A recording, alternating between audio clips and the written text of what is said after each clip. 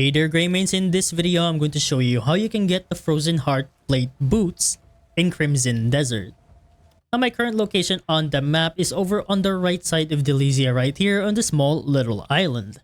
It is pretty much over to the far right side, and I would like to inform you that the enemies inside this area are a little bit on the higher level side, and also the location that we're going to go into is also filled with a lot of enemies. So I would really recommend going to the city first, get some of the Abyss Nexus, and then once you make your journey all the way here from the roads, there will be a lot of enemies standing by.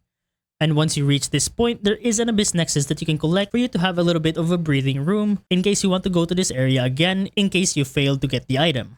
Alright, now starting from this Abyss Nexus, go over here to the far right side. We are just going to wrap around this rock right here and wrap around this wall right here. So now just make your way over here to the right, jump,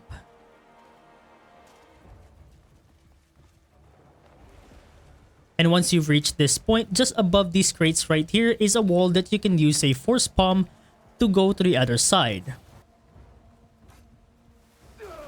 And you should be able to find that treasure chest right here. Now for the stats of these boots, it does have an attack of 19, a defense of 10, attack speed of 0, movement speed of 1, and already at the refinement of level 4. And this is what the boots would look like on Cliff. And that's pretty much about it on how to get the Frozen Heart Plate boots in Crimson Desert.